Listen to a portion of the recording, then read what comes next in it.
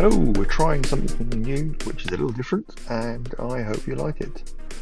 So, what we'll be starting in just a moment is an AI-generated sermon discussion, and I've been impressed with the insights raised and how such a conversational discussion draws out all sorts of new insights from the sermon. Whether you actually heard it live the first time, read the summary, or looked through the full transcript, I'm sure you'll find it of interest and useful in your ongoing studies. God bless you, and see you soon.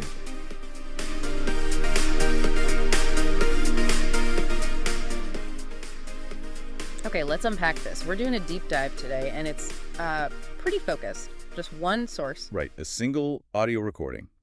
A sermon from early June 2025. And our mission is really just to listen closely to that sermon and pull out what it says about, well, listening itself.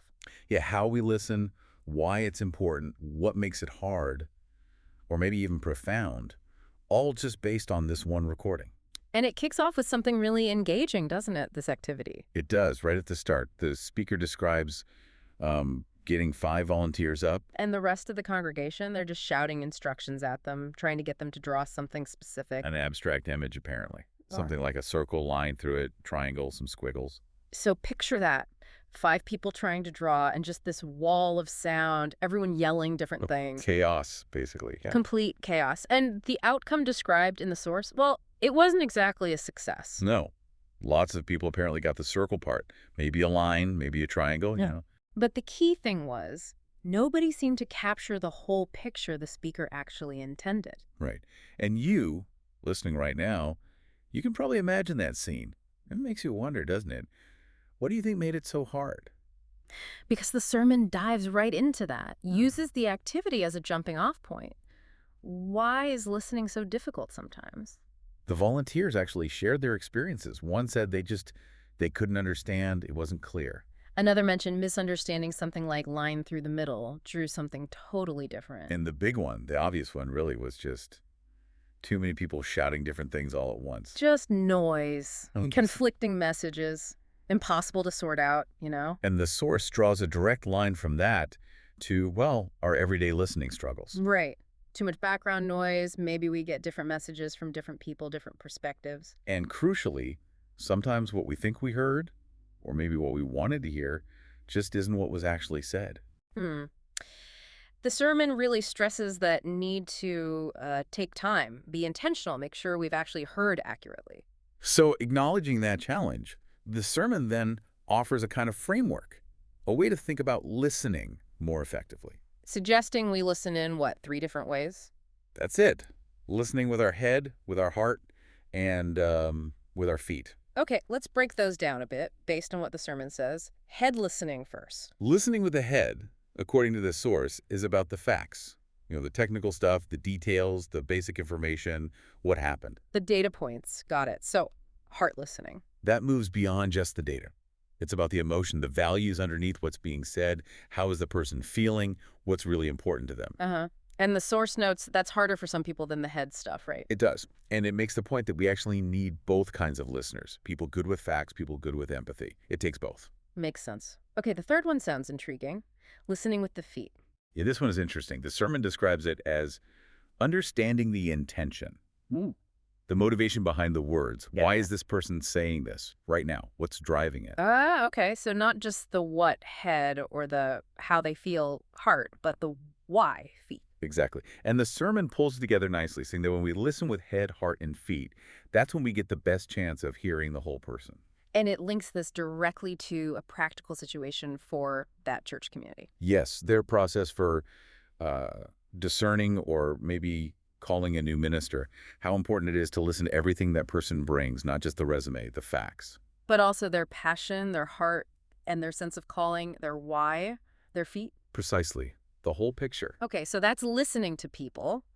But then the sermon shifts focus, doesn't it? It takes this idea of listening and applies it to, well, listening for God. It does. It brings in that story from 1 Kings 19, verses 11 to 13. And this is where it makes a really sharp contrast, I think. It reminds us how often God shows up loudly in the Bible. Yeah, the burning bush, thunder on Mount Sinai, pillars of fire and cloud, big, dramatic, impossible to miss signs. But in this specific story, the sermon points out, God wasn't in the huge wind that shattered rocks, wasn't in the earthquake, wasn't in the fire.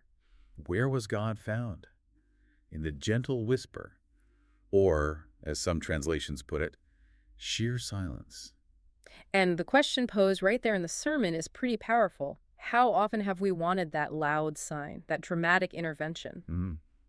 Begging for clarity, maybe? When perhaps, just perhaps, the real challenge isn't that God's silent, but that we haven't quieted the noise around us enough to hear that whisper. It loops right back to that drawing activity, doesn't it?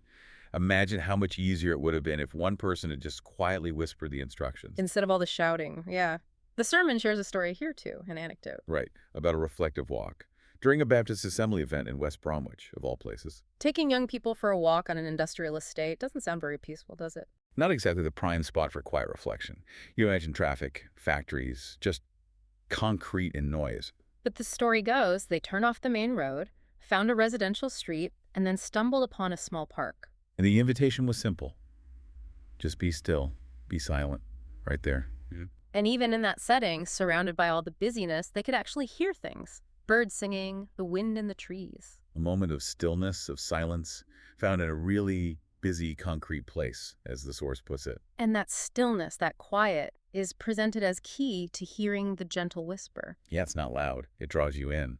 It means you have to lean closer, pay attention, actually put in some effort. And the sermon suggests that this quiet kind of listening, this attentiveness, can create a deeper connection, maybe more intimacy than the big dramatic signs. The beauty, it says, is that God can be found there, in the quiet sounds, the still spaces, if we make space for them.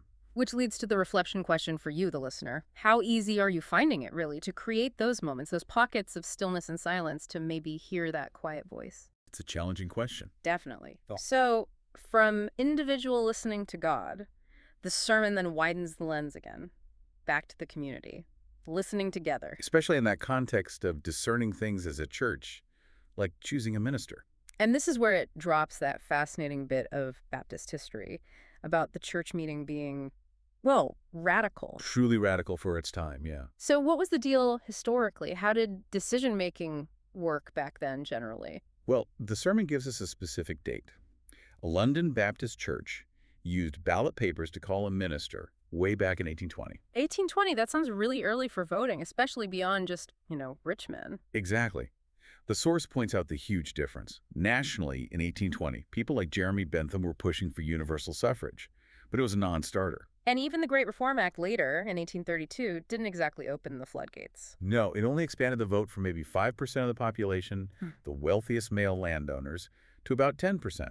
Still mostly upper middle class, working class, women, still excluded. So while the country was like that, this Baptist church, the sermon claims, in 1820, gave every single member a vote. Every member. Male, female, young, old, rich, poor.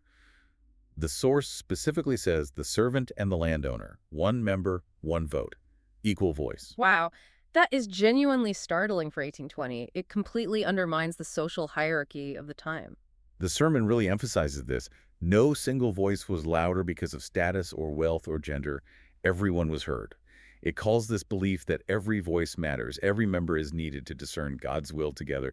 Beautiful and wonderful and truly radical. And this idea of collective listening, valuing every single voice, then connects to the final big concept the sermon tackles. Right, linking it to Ephesians, the idea of the church reflecting the manifold wisdom of God. Manifold wisdom. What did the sermon say that means exactly? Not wisdom that's all the same, but wisdom found in its variety, its diversity. It's the differences that actually show its richness. And it gives a whole load of examples from the sermon, doesn't it? It really does. It says wisdom is both hand, not just either. It needs kids' perspectives, childlike insights. It's like a tapestry, many different threads needed. It has breadth needs narrow thinkers and broad thinkers. It's variegated space for head people, heart people, gut responders. Multifarious internal processors and external processors. People who are cerebral, emotional, somatic. It lists all sorts of life roles, too. Homemakers, academics, people on the street, people in playgrounds, office workers. Heads in the clouds, feet on the ground. It even mentions personality types like Enneagram numbers, Myers-Briggs J and P types. Briefly explaining J as routine-liking, P as more flexible. And the point is hammered home. All personalities, all types are welcome here. It lists demographics too old, young, black, brown, white, active, still, book smart, street smart. So the fundamental message extracted from the source isn't just diversity is nice, it's that wisdom itself is manifold. Exactly. It takes the many and all their difference to reflect God's wisdom, or Christ, more clearly. The sermon puts it starkly. If wisdom was just you, there'd be no room for me. If just me, no room for you. But together. Together, wisdom is manifold, richer, deeper. Okay, so let's quickly recap this deep dive into the sermon source. We began with that messy drawing activity, a real illustration of how hard listening can be. Then we looked at the framework it offered, listening with head, heart, and feet to hear the whole person. We spent time reflecting on listening for God, specifically that gentle whisper from 1 Kings, needing quiet and attention, not just loud signs. Remembered that walk on the industrial estate. And we explored the radical nature of collective listening highlighted in the source, the Baptist history example, valuing every voice, leading into that idea of manifold wisdom. So the big takeaway, the core value woven through the sermon, seems to be about deep, intentional listening in all its forms. Listening to facts, feelings, intentions. Listening for God's quiet voice. And listening to all the different voices in the community. And the sermon presents this kind of listening as absolutely vital for understanding, for wisdom, for figuring things out together. And it leaves us, and you listening, with a final thought, a question really, pulled again from that 1 Kings story. God asks Elijah, Elijah, what are you doing here? And the source turns that question back onto us, onto you. If God were to ask you right now, what are you doing here? What would your answer be? Something to think about.